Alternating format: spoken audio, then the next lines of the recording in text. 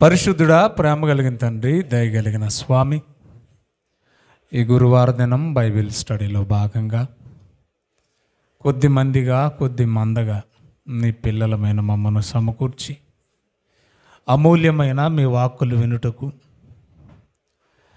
మీ ఆలోచన విధానాన్ని పరిశీలించుటకు, మీ ఔన్నత్యము, మీ గొప్పతనము, మీ పరిశుద్ధత, మీ యథార్థత, మీ నమ్మకత్వం, మీ క్రమము, మీ పద్ధతి, మీ విధానం నేర్చుకోవడానికి, తెలుసుకోవడానికి మీరిచ్చిన మరొక తరుణం కొరకై కృతజ్ఞతలు. బలహీనున్నైన నీ దాసుని నన్ను బలపరిచి మీ జ్ఞాన ఆత్మను నాకు అనుగ్రహించి వివేచనిచ్చి నడిపించండి. వింటున్న మా ప్రియులు కూడా అర్థం చేసుకునే మంచి మనసు దయచేయమని యేసు నామములు ఈ ప్రార్థన అడిగి వేడుకుంటున్నాము తండ్రి, ఆమెన్. ప్రభునందు ప్రియమైన దేవుని వారలారా, కూడి వచ్చిన మీ అందరికీ మన రక్షకుడు ప్రభువైన యేసుక్రీస్తు ద్వారా నా ప్రత్యేకమైన వందనాలు తెలియచేస్తూ ఉన్నాను. గత కొన్ని రోజులుగా మనం ఒక గ్రంథాన్ని ధ్యానం చేస్తూ వస్తూ ఉన్నాం. ఈరోజు కూడా అందులో భాగంగా ఇది 3వ ఎపిసోడ్. రూతు గ్రంథం గురించి మనం ధ్యానం చేస్తూ వస్తూ ఉన్నాం. సో రూతు గ్రంథంలో మొత్తం 4 అధ్యాయాలు ఉన్నాయి. సో నేను ఇది 3వ ఎపిసోడ్గా నేను మాట్లాడుతూ ఉన్నాను. జాగ్రత్తగా వాక్యాన్ని విందాం. ప్రియమైన దేవుని పిల్లారా, యోదయ దేశము బెత్లెహేములో కరువు వచ్చింది. కరువు వచ్చిన కాలం ఏదో నేను మీకు విపులంగా వివరించాను మొదటి ఎపిసోడ్లో. వర్షం పడిన కాలం ఏదో కూడా నేను మీకు విపులంగానే వివరించాను. కరువు వచ్చిన కాలం ఏదో మరి 5వ అధ్యాయంలో మనం నేర్చుకున్నాం. బారాకు దెబోరా పాడిన పాటలో 5వ అధ్యాయము 6వ వచనంలో షమ్గరు కాలంలో కరువు వచ్చింది. దెబోరా కాలంలో మరలా తిరిగి వర్షాలు పడ్డాయి. అయితే దాదాపుగా 10 సంవత్సరాలు నయోమి గారు మోయాబు దేశంలో కాపురం ఉన్నట్లు మనకు బైబిల్లో ఆధారాలు మనకు కనబడతా ఉన్నాయి. 5వ వచనము మొదటి అధ్యాయము రూతు గ్రంథంలో వారు ఇంచుమించు 10 సంవత్సరాలు అక్కడ నివాసం చేసినట్లుగా మనకు కనబడుతోంది. అయితే ఈ 10 సంవత్సరాల కాలంలోనే భర్తను కోల్పోయింది నయోమి. ఈ 10 సంవత్సరాల కాలంలోనే 2 కుమారులైన మహలోను, కిల్యోన్లను 2 కూడా కోల్పోయింది. అయితే ఆవిడ తిరిగి వస్తూ ఉన్నప్పుడు మరి చిన్న కోడలు ఓర్ప వెనుదిరిగి వెళ్ళిపోయింది. మరి పెద్ద కోడలు రూతు తనను వెంబడించి బెత్లెహేముకు అత్తతో పాటు వచ్చినట్లుగా మనం చూస్తూ ఉన్నాం. మొదటి అధ్యాయం అయిపోయింది. ఇప్పుడు 2వ అధ్యాయానికి మనం వచ్చాం. చాలామంది రూతు గ్రంథాన్ని వివరించారు, చాలా జాగ్రత్తగా వినాలి. అయితే ఇందులో లేని విషయాలు ప్రస్తావించిన సందర్భాలు చాలామంది నేను చూశాను. అది ఎలాగంటే, వారు బెత్లెహేము వచ్చిన తర్వాత మరి వారికి పోషణ గడవాలి కదా, ఆహారం కోసం అత్తే మరి రూతుని పనిలోకి వెళ్ళమని చెప్పినట్టు, పలానా వాళ్ళ పొలంలోకి వెళ్ళి బోయజు పొలంలోకి వెళ్ళి పని చేసుకు రమ్మన్నట్టు, పరిగి ఏరుకొని రమ్మన్నట్టుగా చెబుతూ ఉంటారు. అది పొరపాటు. చాలా జాగ్రత్తగా మీరు చదవాలి. బైబిల్ స్టడీలో ఉన్నాం కదా. రూతుకు నయోమి అసలు పనికి వెళ్ళమని చెప్పలే, ఏ పొలంలోకి వెళ్ళమనేది కూడా అసలు చెప్పలే. పనికే వెళ్ళమని చెప్పినప్పుడు పలానా పొలంలోకి వెళ్ళి పరిగారకు రమ్మని చెప్తుందా? చెప్పదు కదా. కాబట్టి ఆ సందర్భాన్ని మనం చదువుతూ ఉంటే రూతే తనంతట తానే మరి అత్త వృద్ధాప్యంలో ఉంది కదా, మా బ్రతుకు తెరువు ఎలాగా, మా పోషణ ఎలాగని ఆవిడే నిర్ణయం తీసుకుంది. అత్త చెప్పలే, తనంతట తానే నిర్ణయం తీసుకుంది. అలాగని ఆవిడ ఏ పొలంలోకి వెళ్తాదో ఆవిడకు కూడా తెలియదు. ఆవిడ ఏ పొలంలోకి వెళ్ళి పరిగారకు రావాలనేది కూడా ఆవిడికి తెలియదు. కాబట్టి తనంతట తానే నిర్ణయం తీసుకుంది, తనంతట తానే పొలం పనికి వెళ్ళింది తప్ప అత్త చెప్పలా అని మీరు ఎలా చెప్పగలరంటే 2వ వచనం 2వ అధ్యాయం మనం చదువుదాం. మోయాబీయురాలైన రూతు అత్తతో సంభాషిస్తుంది. అత్త, నీ సెలవైన ఎడల నేను పొలంలోకి పోయి, ఏ పొలమో కూడా తెలియదు, ఆ పొలము యజమాని కటాక్షము నేను ఒకవేళ పొందగోరితే, చెబుతుంది చూడండి, వాని వెనుక నేరుకొందునని నయోమితో చెప్పగా, అత్త బొమ్మందా ఈవిడంతటి ఈవిడే నేను వెళ్తానందా? ఈవిడంతటి ఈవిడే నేను వెళ్తానని చెప్పింది. కానీ అత్తను వెళ్ళు, సాధింపు చర్యలు మొదలెట్టలేదు. అసలు ఆవిడ సాధింపు చర్యలు ఎక్కడ చేసినట్లు బైబిల్లో లేవు. ఈ రోజుల్లో అత్తలు కోడల్ని సాధిస్తూ ఉంటారు. కానీ బైబిల్లో నయోమి ఒక అత్తగా సాధించల కోడల్ని. అడుగుతుంది, అత్త నీకు సెలవైతేనే, నీకు ఇష్టమైతేనే మరి మనం బ్రతకాలి కదా, నేను ఏదో ఒక పొలంలోకి వెళతాను, ఆ యజమానుని కటాక్షం ఒకవేళ నేను పొందితే పొలం పని చేసుకొని వస్తా అని చెప్పిందట. అప్పుడు ఆమె అంటుంది, నా కుమారి పొమ్ము అన్నదట. ఇల్లమ్మా ఇల్లు చేసుకునిరా, మరి మనం బ్రతకాలి కదా అన్నదంట. కాబట్టి ఆమె వెళ్ళి పొలములోకి వచ్చి చేను కోయువారి వెనుక పొలములో ఏరుకుంటా ఉందట.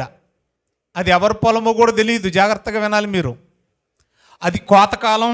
ఆల్రెడీ మనం చదువుకున్నాం 1వ అధ్యాయం 22వ వచనంలో. నయోమి రూతుని తీసుకొని బెత్లెహేముకు వచ్చే సమయానికి ఎవలు కోతకాలం. అది ఎవలంటే చెప్పాను కదా ఆల్రెడీ, బార్లీ.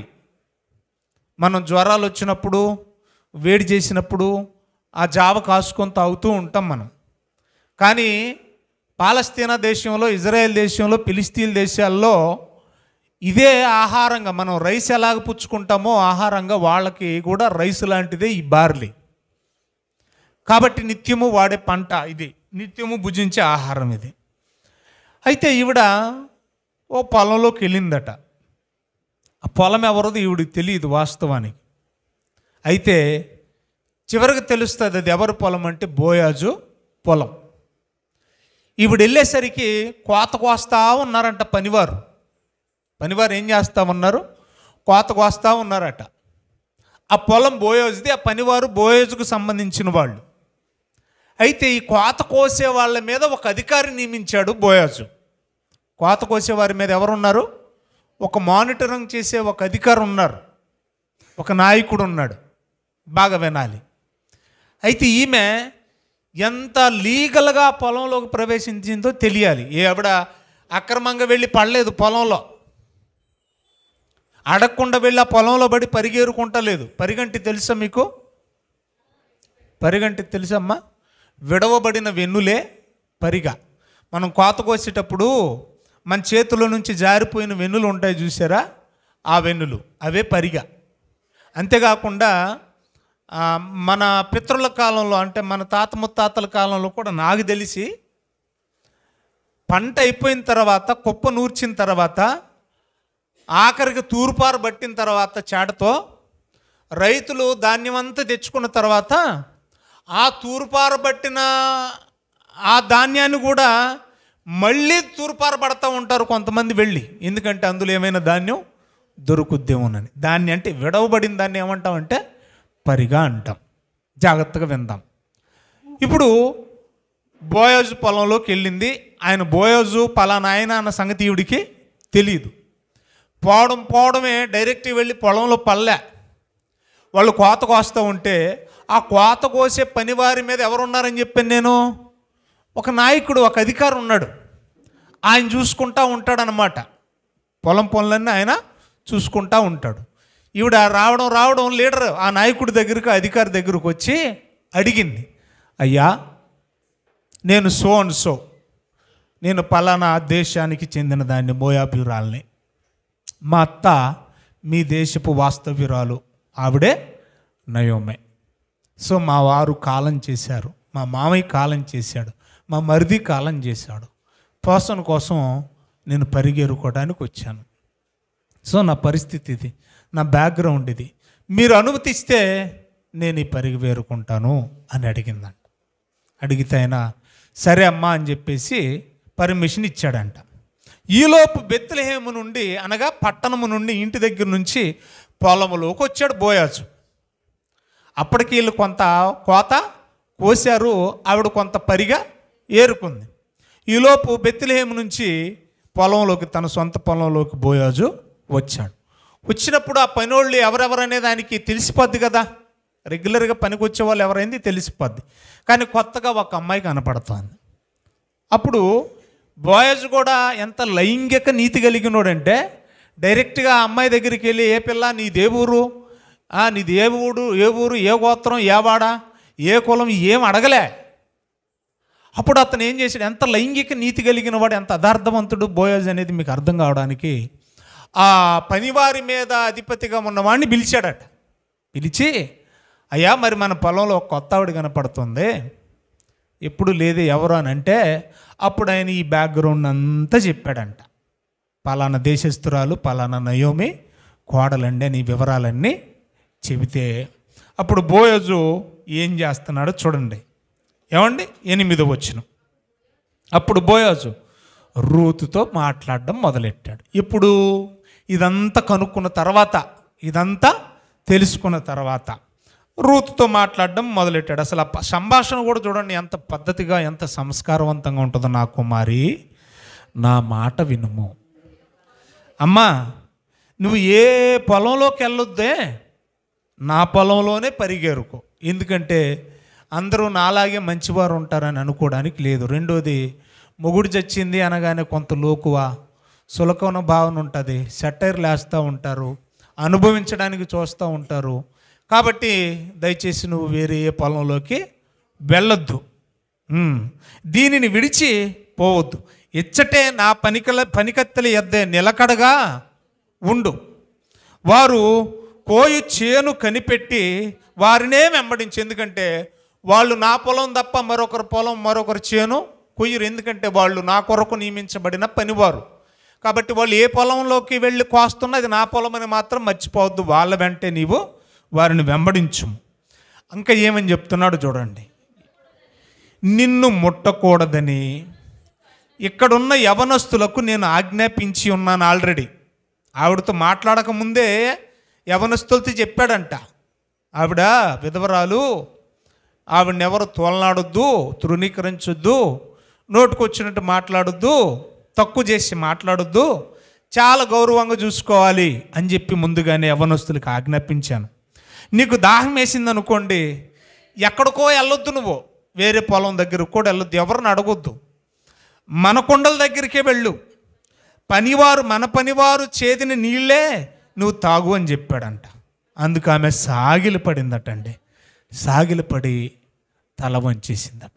తల వంచి అంటుందో చూడండి, అయ్యా నా గురించి నీకేం తెలుసు, నా బ్యాక్గ్రౌండ్ ఏం తెలుసు నీకు, అసలు నేను ఎలాంటి దాన్నో కూడా నీకు తెలియదు కదా, మీ దేశం కూడా కాదు, నా ఎడల నీకు ఈ కనికరం, ఈ దయ నీకు ఎలా కలిగింది, పరదేశినైనా నా యందు లక్ష్యముంచున్నట్లు నీకు కటాక్షము కలిగినో, అసలు ఏం తెలిసి నీకు ఈ కటాక్షం కలిగిందో అని అంటే, అప్పుడు బోయజ్ అంటున్నాడు, నీ పెనిమిటి మరణమైన తరువాత నీవు నీ అత్తని విడిచిపెట్టకుండగా అత్తను కనిపెట్టుకొని మా దేశ పరిస్థితులు, మా దేశ సాంప్రదాయం, సంస్కృతి, ఈ వాతావరణం ఏమీ తెలియకుండానే దేశాన్ని వదిలేసావు, తల్లిదండ్రులను వదిలేసావు, నీ జన్మభూమిని వదిలేసావు, ఇంతకు మునుపు మరి అన్నడి నువ్వు ఎరుగని జనాంగం దగ్గరికి నువ్వు వచ్చావంటే అక్కడే నీ శీలము, నీ గుణము, నీ ప్రవర్తన, నీ క్యారెక్టర్ ఏంటో, నీ గొప్పతనం ఏంటో, నీ యథార్థత ఏంటో తెలిసిందమ్మా, నువ్వు మహాతల్లివమ్మా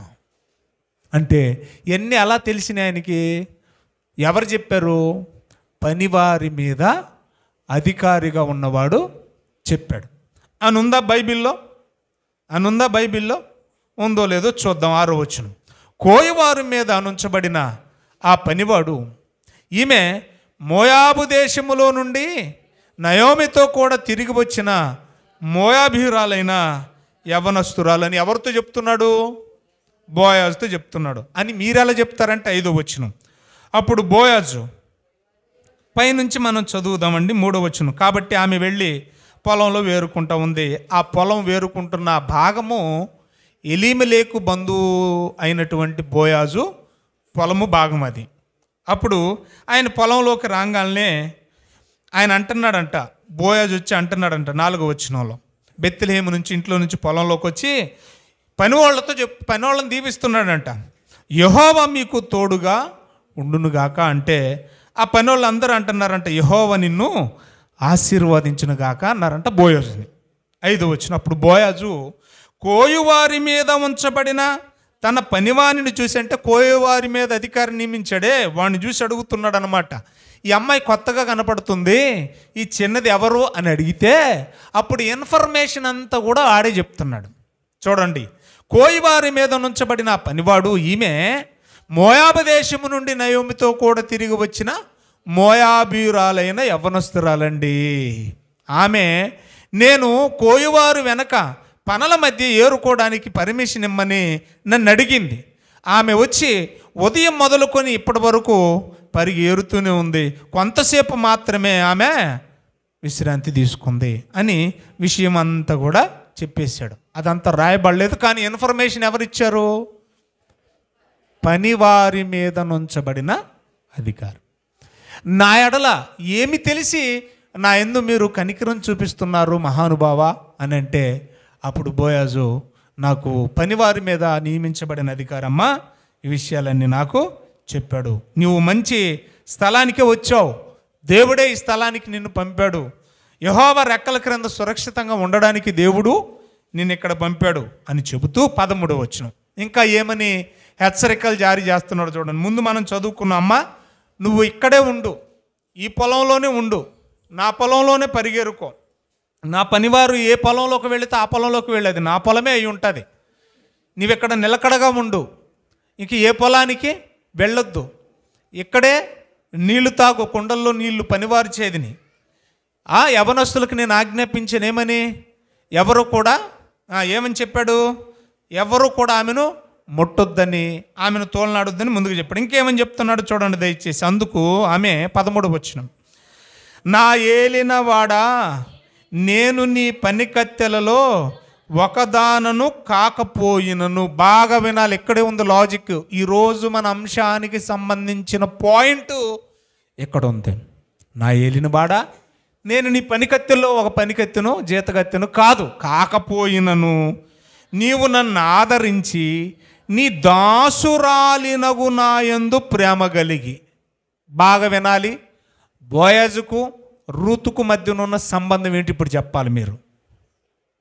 ఏమంటుందంట ఆవిడ, నీ దాసురాలినగు నాయందు ప్రేమ కలిగి అంటే ఏమర్థమైంది, అతను యజమానుడు, ఈమె దాసురాలు. ఏమైనా అక్రమ సంబంధం కనపడుతుందా మనకి అన్యులు లోకులు అనుకున్నట్టు? అయ్యా నీ పనికత్తెను కూడా కాదు నేను నీ దాసురాలను. బాగా వినాలి ఈ పదాన్ని, ఎవరట మళ్ళీ చెప్పండి, నేను ఆఖరులు అడుగుతాను. దాసురాలు. మరి ఆయన ఏమవుతాడు? యజమాని. నా యందు ప్రేమ కలిగి మాటలాడితివి ఈ మాటలన్నీ గనుక నా ఎడల నీ కటాక్షము కలుగునిమ్మని చెప్పాను. చెప్పి ఆ తర్వాత భోజనం టైం అయిందట, భోజనం చేశాక నీళ్ళు తాగిందట. ఆ తర్వాత అతడు 14వ వచనము 4వ లైన్ చదువుదాం. ఆమెకు పేలాలు అందియగా ఆమె తిని తృప్తి పొంది కొన్ని మిగిల్చింది. పేలాలంటే ఏంటి మీరేమంటారు? పేలాలని బొరుగులు అంటారు కొంతమంది. పేలాలు తెలుసు కదా, బియ్యంతో చేసేవి ఉంటాయి పేలాలు. పేలాల్లో రకాలు ఉన్నాయి. జొన్నలు కూడా పేలాల్లాగా చేస్తారు, ఆ తర్వాత సజ్జలు కూడా పేలాల్లాగా చేస్తారు, మొక్కజొన్నలు కూడా ఏం చేస్తారు? పేలాల్లాగా చేస్తారు. ఏ పేలాలు అనేది రాయబడలేదు, కానీ పేలాలు మాత్రం కడుపు నిండా తినదట మహాతల్లి. ఇంకా ఏం చెప్తున్నారో చూడండి. మళ్ళీ లేచిందన్నమాట. అప్పుడు ఆమెను ఏమంటున్నాడు చూడండి, పనివాళ్ళతో చెప్తున్నాడు, ఎవ్వరు కూడా అవమానపరచడానికి వీలు లేదు. ఒకవేళ మీ చేతుల్లో నుంచి ఒకవేళ ఏ వెన్నైనా రాళ్ళపోతే ఆవిడ కోసం అవసరమైతే కొన్ని వెన్నులు విడిచిపెట్టేయండి. ఆవిడ కోసం కొన్ని వెన్నులు ఏరుకొనున్నట్లు విడిచిపెట్టండి. ఆమెను ఎవరో గద్దించొద్దు. నువ్వేటి మా వెనకాతల మా పొలంలోకి వచ్చేవేటి, పర్మిషన్ తీసుకున్నావా, ఎవతివి, ఎక్కడ దానివి, ఏ దేశము, ఏ ప్రాంతము, ఇలాంటి మాటలు ఎవరు ఆవిడ్ని అడగొద్దని అందరిని ఏం చేశాడంట, గద్దించొద్దు అని దాసులకు అందరికి ఏం చేశాడు, ఆజ్ఞాపించాడు. ఈ విధంగా 6 తూములట. ఏమండి, ఎన్ని తూములైనవి అంట, దాదాపు తూముడు అవలు. అలాగా మీరు తర్వాత చదువుకోండి సందర్భాన్ని. చివరాఖరికి ఒకానొక రోజు 6 తూములు ఇచ్చిన సందర్భం కూడా నేను చెప్తాను. ఇక్కడ ఎన్ని తూములైనవి అంట, ప్రస్తుతానికి తూమిడైనవి అట. రైట్. అలాగ తీసుకొని ఇంటికి వెళ్ళింది. బాగా వినాలి. ఆ రోజు ఆ తూమిడి తీసుకుని ఏం చేసింది, ఇంటికి వెళ్ళింది. ఇప్పుడు ఇక్కడ నా పాయింట్ ఏంటంటే బాగా విందాం. నయోమి రూతుని పొలానికి పనికి పొమ్మని చెప్పలేదు. ఒకటి, ఆమంతటా ఆమె వెళ్ళింది. రెండోది, నయోమి బోయాజు పొలంలోకే వెళ్ళమని అసలే చెప్పలేదు అని మీరెలా చెప్తారంటే ఆధారం 19వ వచనం. ఇప్పుడు ఈవిడ పని చేసుకొని పగలంతా ఒక తూమిడి ఏరుకొని అవలు ఇంటికి వెళ్ళాక అడుగుతుంది అత్తే పలానా పొలానికి వెళ్ళమని చెప్తే నువ్వు ఏ పొలంలోకి వెళ్ళావు, ఏమండి, ఏ స్థలంలోకి వెళ్ళావు, ఎక్కడ ఎరకొచ్చావని ఎందుకు అడుగుద్ది? కాబట్టి ఆవిడ చెప్పలేదనడానికి ఆధారం 19వ వచనం. ఈ తూమిడి పట్టుకొని ఇంటికి వెళ్ళిన తర్వాత సందకాడ అత్త అడుగుతుందన్నమాట, నేడు నీవెక్కడ ఏరుకొంటివి, ఈరోజు ఏ పొలంలో నువ్వు ఏరుకొన్నావమ్మా? అత్త చెప్పి పంపిందా? చెప్పి పంపితే ఎలాగెందుకు అడుగుద్ది? ఏమ్మా, నువ్వు ఎక్కడ పని చేసితివి, నీ యందు లక్ష్యముంచిన వాడు దీవింపబడునుగాక. ఆ పొలపు యజమానుడు ఎవరైతే ఉన్నారో ఆయన నీ యందు లక్ష్యముంచి ఇదిగో పరిగెరుకోవడానికి పర్మిషన్ ఇచ్చాడు. ఆ మహానుభావుడు దీవింపబడునుగాక అనగా ఆమె తాను ఎవని యొద్ద పనిచేసినో అది తన అత్తకు తెలియజెప్పింది. అంటే ఎవరు ఏంటనేది కూడా పూర్తిగా డీటెయిల్స్ చెప్పలే. పలానా పొలము, ఇంతమంది జనాలు ఉన్నారు, అధికారం ఉన్నాడు, వాళ్ళ మీద ఈ విషయాలన్నీ చెప్పినప్పుడు ఏమండి, నేను ఎవని యొద్ద నేను పనిచేసితునో చెప్పి అతని పేరు బోయాజు అనెను. వెంటనే చూడండి దయచేసి నయోమి ఏమంటుందో, అమ్మా ఆ బోయాజు ఎలా అంటాడంటే అని అద్భుతమైన సాక్ష్యం చెప్తుంది. ఆయనమ్మ బతికున్న వాళ్ళకి మేలు చేసినోడమ్మ, ఉపకారం చేసిన వాడు, చచ్చిపోయిన వాళ్ళకి కూడా ఉపకారం చేశాడు. అంటే అర్థం ఏంటో తెలుసా? ఆయన ద్వారా మేలు పొందిన వాళ్ళు ఎవ్వరూ లేరమ్మా. చచ్చిపోయిన వాళ్ళు మేలు పొందిన వాళ్ళు ఉన్నారు, బ్రతికున్న వాళ్ళు కూడా చాలామంది ఆయన ద్వారా ఉపకారం పొందిన వాళ్ళు ఉన్నారు. నువ్వు వెళ్ళి మంచి పొలంలో పడ్డావమ్మా, దేవుడే ఆ పొలానికి నడిపించాడేమోనమ్మా. అమ్మా నీకు ఇంకొక మాట చెప్పనా, ఆ బోయోజు ఎవరో కాదమ్మా, మనకి సమీప బంధువు అవుతాడమ్మా అని ఒక అద్భుతమైన మాట చెప్తుంది. చూడండి, అతడు మనలను విడిపింపగల వారిలో ఒకడు. Is the one of the redeemer. మనలను చూడండి, మనలను విడిపింపగలవారిలో ఒకడు అని చెప్పింది. బాగా విన్నాం ఇక నుంచి. ఇప్పుడు విషయానికి వస్తున్నాను. అంటే గత ఎపిసోడ్లో నేను టచ్ చేశాను ఆల్రెడీ. ఏమని టచ్ చేశాను అని అంటే 11వ వచనం అత్త చెప్పింది. ఏమని చెప్పింది? ఆ బోయజు దూరస్తుడేం కాదు, మన బంధువే. అతడు మనల్ని విడిపింపగల వారిలో ఒకడు.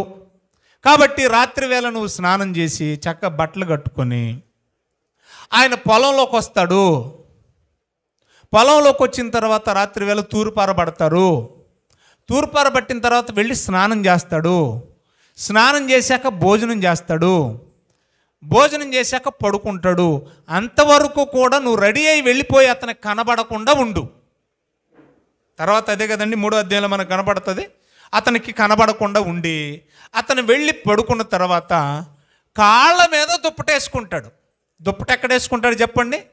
కాళ్ళ మీద వేసుకుంటాడు. నువ్వు వెళ్ళి ఆ దుప్పటి తీసి ఏమని అడగమంటుంది? నీ కొంగు నా మీద కప్పు అని అడుగుమంది. వెళ్ళి పక్కలో మంచం మీద పడుకోమందా? ఏమండి, ఇక్కడ అపార్థం చేసుకోవడానికి ఏమైనా అవకాశం ఉందా మీరు చెప్పండి? ఆ పడుకోవడం కూడా ఎక్కడ పడుకుందంట? కాళ్ళ దగ్గర నేల మీద పడుకుంది. పడుకొని అర్ధరాత్రి మధ్యరాత్రి అయినప్పుడు ఆ కాళ్ళ మీద దుప్పటి తీసి ఆవిడ అడిగిన ప్రశ్న ఏంటో తెలుసా? ఓ యజమానుడా, నేను నీ దాసురాల్ని. నేనెవరిని? నీ దాసురాల్ని. కాబట్టి నీ కొంగు నా మీద కప్పు. అంటే ఆవిడ కొంగు కప్పితే విడుదలయ్యే పరిస్థితి ఏదో ఉంది. కొంగు కప్పితే విడుదలయ్యే పరిస్థితి ఏదో ఉంది. ఏదో సిగ్నల్ చెప్తుంది ఆవిడ. ఆ సిగ్నల్ ఏంటో అనేది బోయాజ్కి అర్థమైంది. ఏదో ఒక గుర్తు చెప్తుంది. ఏటి వెళ్ళమంటం ఏంటి? తలగడ దగ్గర ఉన్న తలదిండి తీయమనొచ్చుగా. ఏమంటే ఇవేం చెప్పట్లేదు. కాళ్ళ మీద ఉన్న దుప్పటి తీయమంటుందంటే ఏదో సిగ్నల్ ఏదో చెప్తుంది. ఇప్పుడు మనం రోడ్డు మీద వెళ్తున్నాం అనుకోండి, సిగ్నల్స్ కనపడతాయి. దాన్ని బట్టి మనకు అర్థమవుతుంది. రెడ్ లైటు, ఓహో మనం ముందుకు వెళ్ళకూడదు. గ్రీన్ లైటు అయితే మనం ముందుకు వెళ్ళొచ్చు. లేదంటే ఆరెంజ్ కలర్ లైటు, మనం ముందుకు వెళ్ళడానికి సిద్ధంగా ఉన్నాం. ఏ విధంగా సిగ్నల్ లేదు. స్కూళ్ళల్లో టీచరు దగ్గర కూడా పిల్లలు అడుగుతూ ఉంటారు 1కి 2కి. డైరెక్ట్గా అడగలేరు. లెట్రిన్ అండి, యూరిన్ అండి అని అడగలేరు. వాళ్ళు చెప్తారు ఇలాగంటారు, ఒక్కొక్కటి ఇలాగంటాడు. అంటే అర్థం ఏంటి? నాకు పాస్కి వస్తున్నాయి. ఒకడు ఇలా అంటాడు, అంటే నాకు రెంట్కి వస్తుంది అంటాడు. అంటే అర్థం ఏంటది? సిగ్నల్ అది. కొంతమంది చూడండి ఇలాగంటాం మనం. ఇలాగంటే అర్థం ఏంటి? బాబాయ్ తలపోటు వచ్చేస్తుంది. కొంతమంది ఇలాగంటారు, అంటే అర్థం ఏంటి? నా రాత, నా బతుకాల తగలడింది. ఎన్నేంటివి? Symbol, signals. అలాగే ఏదో ఒక సిగ్నల్ చెప్పింది. అది వాళ్ళ సాంప్రదాయం. ఇక్కడ సాంప్రదాయమే కనపడుతుంది కానీ ఏది ఇల్లీగల్ బిజినెస్ ఏం కనపడతలేదు మనకి. అక్రమ సంబంధం కానివ్వండి, నీచమైన పనులు ఏం కనపడతలేదు మనకి. కాళ్ళ మీద ఉన్న దుప్పటి తీసేసి నీ కొంగు నా మీద కప్పమంటుందంటే ఏదో సింబల్, ఏదో సిగ్నల్ చూపిస్తూ ఉంది. దానికి అర్థమైంది కాబట్టి డైరెక్ట్గా అన్నాడు. చూడండి 11వ వచనంలో, కాబట్టి ఏం? కాబట్టి నీ సిగ్నల్ ఏంటో నాకు అర్థమైంది కాబట్టి నా కుమారి నువ్వు భయపడొద్దు. నీవు చెప్పినదంతయు, అంటే ఏం చెప్పింది? సిగ్నలే ఇచ్చింది. సిగ్నల్ ద్వారా విషయం చెప్పింది. అది మ్యాటరు. ఇలాగ అంటున్నామంటే తలపోటు వస్తుందని చెప్పినట్టే. మాట్లాడకపోయినా సిగ్నల్ ఇచ్చామంటే అర్థం ఏంటి? చెప్పి.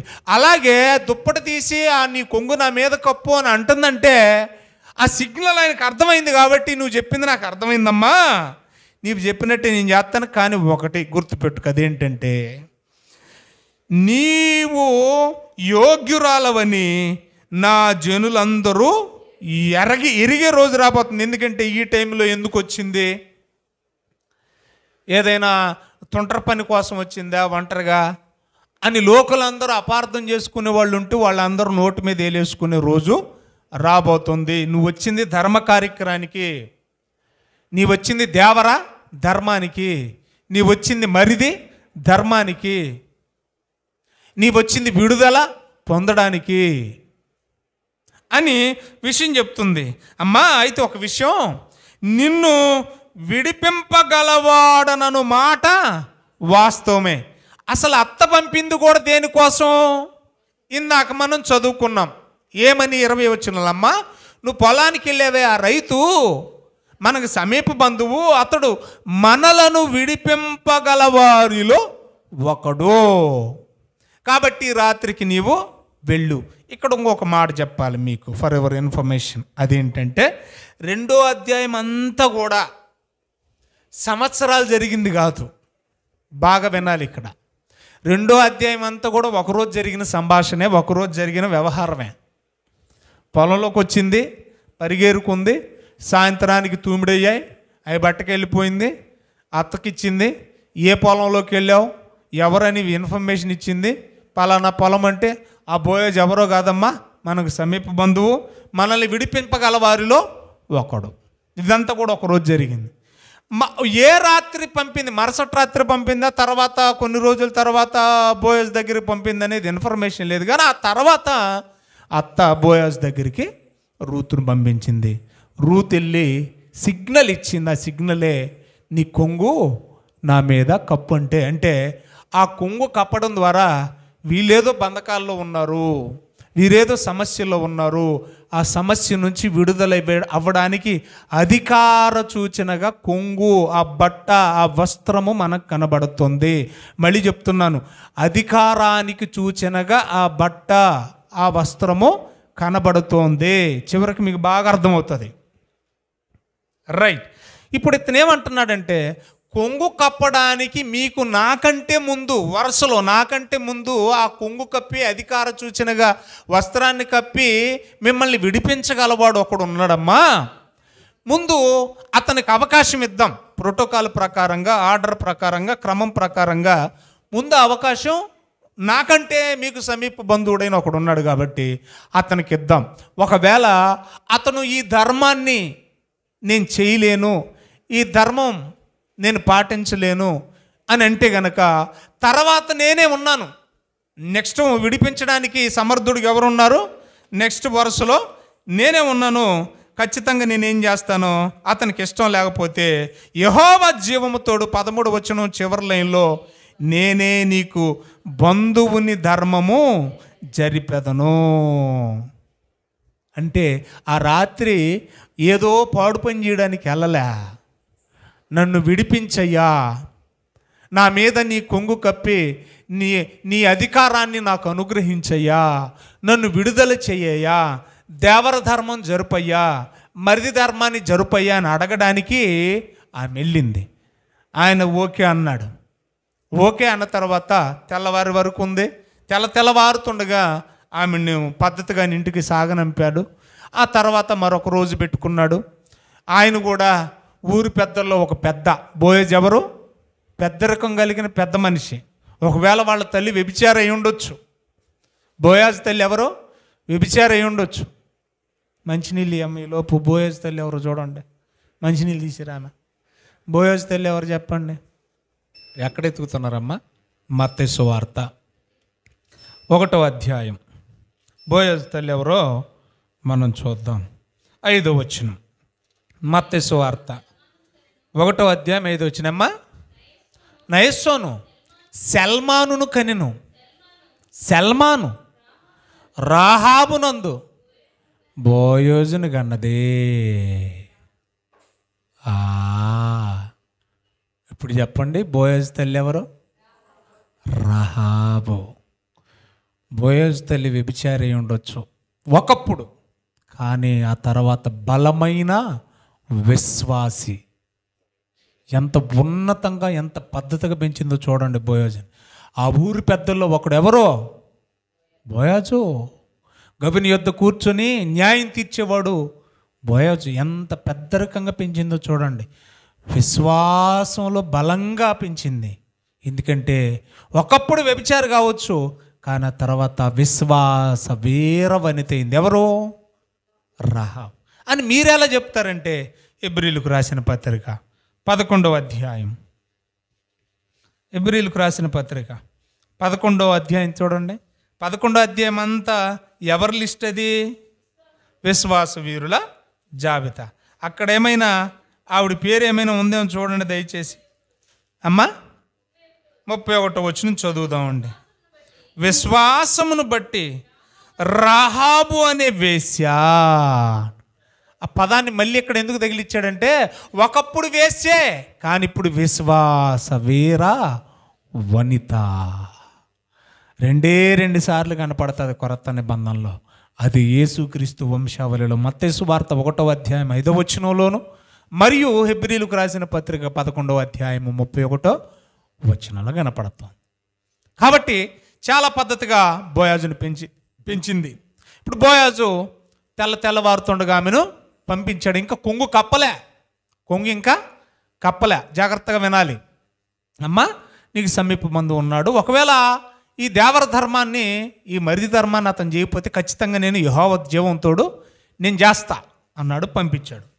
ఇప్పుడు ఏం చేశాడంటే, ఊరి పెద్దలు ఆయన కూడా ఒక పెద్ద కాబట్టి తన కొలీగ్స్ అందరితో చెప్పాడు, ఒరే పలానా రోజు సాయంత్రం పలానా విషయం కోసం మనమందరం కూడుకుందాం, ఇదిగో పలానా దేశం నుంచి వచ్చిన ఆ అమ్మాయిని విడిపించుటకు సమర్థుడైన వాడు ఒకడున్నాడు, అతన్ని మనం పిలిపిద్దాం, అతన్ని మనం ఏం చేద్దాం, పిలిపిద్దాం. ఊరి పెద్దలందరినీ కూడా పోగు చేసి ఆ సమీప బంధువు అంటే బోయాజు కంటే కూడా దగ్గర బంధువు అయినటువంటి ఇప్పుడు ఊరి పెద్దలందరిని కూడా పోగు చేసి ఆ సమీప బంధువును కూడా రమ్మని పిలిచాడట. పిలిచినప్పుడు వచ్చాడు. వచ్చాక ఆ సమీప బంధువుని అడిగారు, నాయనా మరి ఆమె మీద కొంగు కప్పి అంటే అర్థం ఏంటంటే ఇప్పుడు మరణించిన వాళ్ళ ఆస్తి ఏదైతే ఉందో, పొలం ఏదైతే ఉందో, రూతును పెళ్లి చేసుకోనబోయేవాడు కొనేసేయాలి. మీకు అర్థమవుతుందా? కొంగు కప్పడం వల్ల వచ్చే అధికారం ఏంటంటే, ఒకటి రూతుని పెళ్లి చేసుకోవాలి, రెండోది రూతు భర్త, రూతు మామ వీళ్ళ తాలూకు ఆస్తులు ఏవైతే ఉన్నాయో ఇవన్నీ కూడా పెట్టుబడి పెట్టి కొనాలి. కొన్న తర్వాత అవి ఆ చనిపోయిన వాళ్ళ పేరు మీదే కొనసాగాలి. ఇప్పుడు గోపికి ఆస్తి ఉందనుకోండి, నేను కొంటున్నాను కానీ పేరు మారదు, గోపి పేరు మీద అది కొనసాగాలి. ఎవరు కొంటారు చెప్పండి? నా పేరు మీద రిజిస్టర్ కానప్పుడు ఆ ఆస్తి నేను కొని ఉపయోగం ఏముంది చెప్పండి? విడిపించడం అంటే ఇది చిన్న విషయమా మీరు చెప్పండి? ఇప్పుడు ఆయన పొలాన్ని ఏమో పేరుకి నేను కొంటున్నాను, పెట్టుబడి పెట్టి డబ్బులు పెట్టి, కానీ నా పేరు అయితే ఉండలేదు దాని మీద, ఆస్తి పత్రాల మీద. ఎవరైనా కొంటారు ఈ విధంగా? అదే విడిపించడం అంటే. కాబట్టి ఈ కార్యక్రమం నువ్వు చేయగలవా అంటే అతను ఏమంటున్నాడో చూడండి దయచేసి. 4వ వచనం, ఈ పుర నివాసుల ఎదుట నా జనుల పెద్దల ఎదుటను ఆ భూమిని, ఏ భూమిని? ఎలీమెలెకుకు సంబంధించిన భూమి, మహలోను కిల్యోనుకు సంబంధించిన భూమిని నీవు కొనుము. ఏమనగా దాన్ని విడిపించుటకు నీవు ఒప్పుకొని ఎడల విడిపించుము, దాన్ని విడిపింపనొల్లని ఎడల, అది కూడా స్పష్టంగా ఇక్కడే చెప్పేసేయి, నీవుగాక దాన్ని విడిపింపవలసిన బంధువు ఎవడూ లేడు, నువ్వే విడిపించాలి. ఒకవేళ నీ విడిపించకపోతే నీ తర్వాత విడిపించేవాడను నేనే అని చెప్పినప్పుడు ఏమండి అతనేమన్నాడు ముందు? అందుకు అతడు నేను విడిపించదని అన్నాడంట ముందు. ఆ తర్వాత 5వ వచనం, బోయజు నీవు నయోమి చేతి నుండి ఆ పొలమును సంపాదించు దినమున చనిపోయిన వాని పేరట అతని స్వాస్థ్యము స్థిరపరచునట్లు, నీ పేరు మారదు, చనిపోయిన వాని పేరటే ఆ స్వాస్థ్యము స్థిరపరచునట్లు చనిపోయిన వాని భార్య అయిన రూతోను మోయాబురాలి యొద్ద నుండి దానిని సంపాదించాలి. నువ్వు పెట్టుబడి పెట్టాలి, పేరు కూడా మారదు, చెక్ చేసుకో, జాగ్రత్త చూసుకో మరే అన్నాడట. అప్పుడు 6వ వచనం, అందుకు ఆ బంధువు ముందు ఓకే అన్నాడు, తర్వాత ఏమన్నాడు చూడండి, నేను దానిని విడిపించుకోలేను, నాకు ఆ సంత లేదు, నాకంత స్తోమత లేదన్నాడంట. అప్పుడు అంటున్నాడు చూడండి, నా స్వాస్థ్యమును పోగొట్టుకుంటానేమో, ఇది కొనేసి ఉన్నదాన్ని కూడా బాగొట్టుకుంటానేమో అన్నాడంట. నేను దాన్ని విడిపించలేను, నాకు ప్రతిగా నీవే బంధుధర్మాన్ని జరిగించు అన్నాడంట. అప్పుడు బోయాజు ముందుకొచ్చాడు. బోయాజు ముందుకొచ్చి కొంగు కప్పే కార్యక్రమం చేశాడు. ఆ విడిపించలేను అన్నవాడికి మాత్రం నేను గతంలో ఒక మాట చెప్పాను, నేను ద్వితీయోపదేశకాండం 25వ అధ్యాయంలో గతంలో ఒక సందర్భం చూపించాను. నేను మరిది ధర్మం చేయలేకపోతేనట అతని చెప్పు విప్పి అతని మొహం ముందు ఉమ్మి వేసి దారిని పోయే వాళ్ళు ఆ ఇంటిని చూసినప్పుడు చెప్పు విడవబడిన వాని ఇల్లని చెప్తారట. సో అలాగా ధర్మం చేయలేని వాడిని విడిచిపెట్టేశారు. ధర్మం చేయగలిగినటువంటి బంధుధర్మాన్ని చేయగలిగిన బోయజు కొంగు కప్పాడు. ఇప్పుడు మనకు అర్థం కావాల్సింది, ఈ బట్ట కప్పడం, ఈ కొంగు కప్పడం, ఈ వస్త్రం కప్పడం దేనికి సూచన అనేది మనం తెలుసుకొని ముగించుకుందాం. సరేనా? ఇప్పుడు వెళ్ళిపోదాం, డైరెక్ట్గా ఆన్సర్ చూద్దాం. ఏమండి, ఆన్సర్ చూద్దాం. నేను ఎప్పుడూ చెప్పాను అధికారానికి సూచన అని. ఈ బైబిల్ ఈ రెఫరెన్స్, ఈ కొంగు కప్పడం, ఈ బట్ట కప్పడం, ఈ వస్త్రం కప్పడం ఏ అధికారానికి సూచన అనే దానికి మన భారతదేశంలో, మన ఆంధ్రాలో జరిగే ఒక సందర్భాన్ని మీకు చెప్పి నేను ఆ తర్వాత బైబిల్లో రెఫరెన్స్ చూపిస్తాను. ప్రధానము అనే పదం మీరు వినే ఉంటారు. పెళ్ళికి ముందు జరిగేది ఏంటి? ప్రధానం. పాత నిబంధనలు అసలు ప్రధానం అంటేనే పెళ్లితో సమానం. అది కొనసాగింపులో ఉంది కాబట్టే మరియను యోసేపు ఏం చేశాడు? ప్రధానం అని వ్రాయబడింది, అంటే పెళ్లితో సమానం. రైట్. ఇప్పుడు ఈ ప్రధానంలో ఈమె ఇతనికి భార్య, ఇతను ఈమెకు భర్త అని గుర్తుగా, సింబల్గా, సిగ్నల్గా కొన్ని వస్తు మార్పిళ్ళు, కొన్ని ధరింపజేయటాలు చేస్తాం మనం. ఒకటి మీకు తెలిసింది బాగా, వస్త్రాలు ఇచ్చి పుచ్చుకుంటారు. బట్టలు ఏం చేస్తారు? ఇచ్చి పుచ్చుకుంటారు. అయ్యే బట్టలు పెళ్లి రోజు కట్టుకొని రమ్మని చెబుతారు. అవునంటారా కాదంటారా? అదే బట్టలు ముందు రోజే కదా ఇచ్చి పంపుతాం మనం. ఇచ్చి పంపి ఏం చేస్తాం? పెళ్లి రోజు కట్టుకురమ్మని చెప్తారు. ఒకటి. ఆ ప్రధానం రోజు కూడా సపరేట్గా ఈ అమ్మాయికి బట్టలు, ఆ అత్తగారు వాళ్ళు అల్లుళ్ళకి బట్టలు తీసుకొస్తారు ఆ రోజు ధరించుకోవడానికి. పెళ్ళికి ధరించడానికి కూడా వస్త్రాలు సపరేట్గా తీసుకొస్తారు. ఇది ఒకటి, భార్య భర్తలన్నాని గుర్తు. రెండోది, అమ్మాయి మెడలో పసుపు తాడు వేస్తారు. ఏమి ధరింపజేస్తారు? పసుపు తాడు ధరింపజేసి ఈ అమ్మాయి ఇతని భార్య అని చెప్తారు. అదే రోజు వీలైతే కొంతమంది చేస్తారు నిశ్చితార్థం అనే కార్యక్రమం, ఎంగేజ్మెంట్ అనే పేరుతో ఉంగరాలు కూడా ఏం చేస్తారు? మార్చుకుంటారు. ఇక నుంచి దీని ద్వారా ఒక అధికారం. ఏం అధికారం అంటే ఈమె భార్య, ఇతను భర్త.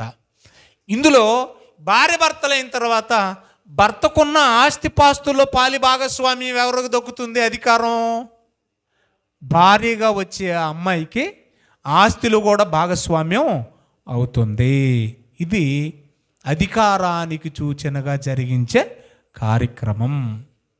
అలాగే ఇశ్రాయేలీలు కూడా కొంగు కప్పే కార్యక్రమం అనేది అధికారానికి సూచన. ఇదంతా కూడా దేనికి సూచనో ఇప్పుడు మనం బైబిల్లోకి వెళదాం. యెషయా గ్రంథం 61వ అధ్యాయము 1వ వచనం నుండి ముగింపుకు వచ్చాను నేను. యెషయా గ్రంథం 61వ అధ్యాయము 1వ వచనం చదువు. ప్రభువగు యెహోవా ఆత్మ నా మీదికి వచ్చి ఉన్నది, దీనులకు సువర్తమానము ప్రకటించుటకు యెహోవా నన్ను అభిషేకించెను, నలిగిన హృదయము గలవారిని దృఢపరుచుటకును. బాగా వినాలి. యేసుక్రీస్తుకు సంఘానికి మధ్యనున్న సంబంధం గురించి చెబుతూ రూతుకు బోయోజుకు మధ్యనున్న సంబంధాన్ని ఇక్కడ చెప్తున్నాడు. జాగ్రత్తగా నోట్ చేయాలి మీరు. అయితే అభిషేకించబడింది యేసుక్రీస్తు అయితే అక్కడ అభిషిక్తుడు ఎవరు? రక్షకుడు ఎవరు? విమోచకుడు ఎవరు? విడిపించగలవాడెవడు? బోయాజు. నలిగిన హృదయం గలవారెవరు? రూతు, సంఘము. నలిగిన హృదయము గలవారిని దృఢపరచుటకును, చెరలోనున్న వారికి విడుదల, విమోచన, బంధింపబడిన వారికి విముక్తి ప్రకటించుటకు యెహోవా హిత వత్సరము, బట్ట, కొంగు, వస్త్రము. ఏమ్మా? మన దేవుని ప్రతిదండన దినము ప్రకటించుటకును, దుఃఖాక్రాంతులైన వారిని ఓదార్చుటకు, సియోనులో దుఃఖించు వారికి ఉల్లాస వస్త్రములు ధరింపజేయుటకు, కిందికి దుఃఖమునకు ప్రతిగా ఆనంద తైలములు, తర్వాత భారభరితమైన ఆత్మకు ప్రతిగా స్తుతి వస్త్రమును ధరింపజేయుటకు. ఏమి ధరింపజేసి యేసు సంఘాన్ని వశపరుచుకుంటున్నాడు? ఏమి ధరింపజేసి యేసు ప్రభు సంఘాన్ని భార్యగా అధికారంతో ప్రకటిస్తున్నాడు? అది చెప్తున్నాడు. వస్త్రము అని కనబడుతుంది మనకి. డైరెక్ట్గా 9-10 వచనాలు చదవండి, మీకు అర్థమవుతుంది. జనములలో వారి సంతతి తెలియబడును, జనముల మధ్య వారి సంతానము ప్రసిద్ధి నొందును. వారు యెహోవా ఆశీర్వదించిన జనమని వారిని చూసిన వారందరూ ఒప్పుకొందురు. శృంగారమైన పాగా ధరించుకొనిన పెండ్లి కుమారుని రీతిగాను ఆభరణములతో అలంకరించుకొనిన పెండ్లి కుమార్తె రీతిగాను. ఇక్కడ చెప్పాడండి పాయింట్. ఆయన రక్షణ వస్త్రములను నాకు ధరింపజేసి ఉన్నాడు, నీతి అను పైబట్టను నాకు ధరింపజేసి ఉన్నాడు. కొంగు కప్పడం వెనకున్న విషయము మర్మమేంటో ఇక్కడ విప్పేశాడు. ఆవిడ వెళ్ళి ఆ రాత్రి వేళ నన్ను విడుదల చేయనాయనా, నీ కొంగు కప్పని అడిగింది ఏంటో తెలుసా? నేను ఒంటరిని, ఆస్తి ఉన్నా అది మగవారు చనిపోయారు కనుక పలానా వాళ్ళది అనడానికి లేదు, మగవారు లేరు కనుక నాకు స్వాస్థ్యము రాదు. కాబట్టి నీ కొంగు కప్పి నన్ను ఇల్లాలిగాను, నీ కొంగు కప్పి నీ భార్యగాను, నీ కొంగు కప్పి నా ఆస్తిని బతికించడానికి, నీ కొంగు కప్పి ఎలీమెలెకు సంతానాన్ని మరలా వృద్ధిలోకి తీసుకురావడానికి అధికార సూచనగా నాకు రక్షణ సంరక్షణ కల్పించమని అడిగింది. ఆ విషయము క్రీస్తుకు సంఘానికి మధ్యనున్న సాదృశ్యాన్ని సూచించడానికి ఈ గ్రంథంలో ఇవి పొందుపరిచాడు. ఆ తర్వాతే ఆమె గర్భవాసము నుండే యేసు ప్రభు రావడం అనేది మనం చూస్తూ ఉన్నాం. ఆ సందర్భం మీ అందరికీ తెలుసు. 4వ అధ్యాయానికి వద్దాం. రూతు గ్రంథం 4వ అధ్యాయాన్ని మనం చదువుతూ ఉంటే 10వ వచనం, మరియు చనిపోయిన వాని పేరిట అతని స్వాస్థ్యము స్థిరపరచునట్లు చనిపోయిన వాని పేరు అతని సహోదరుల్లో నుండి అతని స్థలం యొక్క ద్వారము నుండి కొట్టివేయబడక, ఎవరు కొంగు కప్పకపోతే ఇంక అది పోయినట్టే, కొట్టివేయబడక ఉండునట్లు, ద్వారము నుండి కొట్టివేయబడక ఉండునట్లు నేను మహలోను భార్య అయిన రూతునంటే, మహలోనంటే పెద్దోడే కదా, భార్య అయిన రూతును మోయాబీరాలని సంపాదించుకొని అంటే పెట్టుబడి పెట్టాడా లేదా? పెట్టాడు. ఈ రోజుల్లో ఏం జరుగుతుంది? రివర్స్ అయిపోయింది. ఇప్పుడు కట్నం ఎవరు ఇవ్వాలి? ఆడవాళ్ళు ఇవ్వాలి. అప్పుడు కట్నం ఎవరు ఇచ్చారు? అమ్మాయిని సంపాదించుకోవడానికి మగాళ్ళు ఇచ్చారు. సంపాదించుకొని పెళ్లి చేసుకొనుచున్నాను, దీనికి మీరు ఈ దినమున సాక్షులై ఉన్నారని పెద్దలతో చెప్పాను. ఆ తర్వాత మీరు ఇంటికి వెళ్ళి చదవండి 12వ వచనం నుండి. ఏమండి, బెత్లెహేములో అతను మంచి ఎఫ్రాతాలో పేరు ప్రసిద్ధికి నొందాడు. ఈ యవనస్తురాల వలన నీకు దయచే సంతానమును నీ కుటుంబమును తామారు యోధాకు కనిన పెరేసు కుటుంబం వల్ల నుండునుగాక అనిరి. అంటే తామారు కూడా యోధానందు చేసింది ధర్మమే, అక్రమం కాదు. తామారు యోధాకేమవుద్ది? కోడలవుద్ది. మరి అక్కడ ధర్మం ఎలాగండి? మామతో పోయింది కదండి అని అంటారు దుర్మార్గులు. ఇప్పుడు ఈడు తప్పు చేశాడు యోధ. ఎందుకంటే పెద్దోడిని ఇచ్చి పెళ్లి చేస్తే వాడు చచ్చిపోయాడు, ఇక రెండో వాడిని కూడా ఇచ్చి పెళ్లి చేస్తే ఈడు కూడా చచ్చిపోతాడేమోనని చెప్పి మరిది ధర్మం జరగకుండా అడ్డుపడ్డది ఎవరు? యోధ. అందుకని ఆవిడ స్వాస్థ్యం కోసం, ఆవిడ ధర్మం కోసం ఆవిడ పోరాటం చేసి రాత్రి వేళ వేషం వేసుకొని వెళ్ళవలసి వచ్చింది. ఆవిడ చేసింది ధర్మమే. అది ఇక్కడ పోలుస్తూ ఈవిడ చేసింది కూడా ధర్మమే. కాబట్టి బోయాజు రూతును పెళ్లి చేసుకొని ఆమె వద్దకు పోయినప్పుడు ఆమె గర్భవతి అయిందంట, కుమారుని కన్నదట. ఆ కుమారునికి పేరు పెట్టిందంట. ఆ పేరేటో అక్కడే రాయబడింది. చూడండి దయచేసి 17వ వచనం. ఆమె ఓబేద్ అని పేరు పెట్టిను. ఈ ఓబేదు ఎవరు? బోయాజు రూతులకు పుట్టిన కుమారుడు. ఇటు కిందకు వస్తే ఈ బోయాజు ఎవరంటే దావీదు తండ్రి అయిన యెషయికి తండ్రి. ఈ యెషయి ఎవరంటే దావీదుకి తండ్రి. ఇలా చెప్పుకుంటూ వస్తూ ఈ వంశావళిలో పుట్టిన వాడే మత్తయి సువార్త 1:1 ప్రభు అయిన యేసుక్రీస్తు. అంటే యేసు ప్రభు జనరేషను స్వాస్థ్యం పొజిషను లీగల్గా వచ్చిందే కానీ ఎక్కడ అక్రమంగా అశ్లీలంగా ఎక్కడా మనకు కనిపించదు. కాబట్టి రాత్రి వేళ రూతు వెళ్ళమన్నది ఆవిడేదో పాడు పని చేయడానికి కాదు. అమ్మ మనల్ని విడిపించుటకు సమర్థుడు, ధర్మం జరిగించగలవాడు, మనల్ని విమోచించగలిగిన వాడు బోయాజు ఒక్కడే అని గుర్తిరిగి, ఏమండి, విడుదల కోసమే కొంగు కప్పమని అధికారం చూసిన అడగడం కోసమే కానీ పాడు పనులు చేయడానికి కాదనే విషయాన్ని మీరు గమనించాలని మనస్ఫూర్తిగా కోరుకుంటూ నా మాటలు ముగిస్తున్నాను. దేవుడు మిమ్మును మీ కుటుంబాలను దీవించునుగాక. ఆమేన్. కళ్ళు మూసుకొని తల్ల వంచండి. మీలో ఒకరు ప్రార్థించండి. మహాగరుడైన మా ప్రియ పరలోకమందున్న తండ్రి, మీ స్తుతులు స్తోత్రములు నాయన. మరొక గురువారాన్ని బైబిల్ స్టడీలో నా తండ్రి, రూతు గారు చరిత్ర ఎంత తెలుసుకున్నా తక్కువే తండ్రి. ఎన్నిసార్లు విన్నా ఎన్నో జ్ఞాన సంగతులు మాకు వినిపిస్తున్నారయ్యా తండ్రి. అవును బాబు, లోక సంబంధులు నాయన ఎంతో ఏళనగా మాట్లాడుకున్నప్పటికీ పరసంబంధంగా ఎన్నో అర్థాలు మాకు చెప్పారు తండ్రి.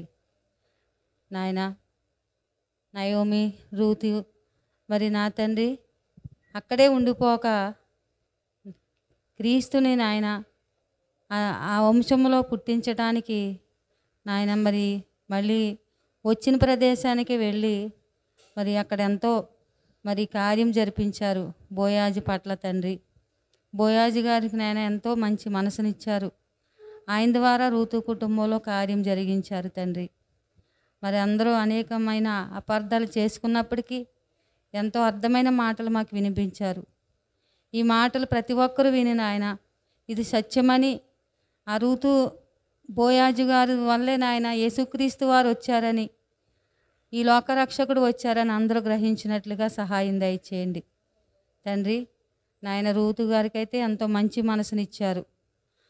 అక్కడే విడిచిపెట్టి అతను వెళ్ళిపోతే ఆమె పేరు జీవగ్రంథంలో లేకపోయినేమో తండ్రి.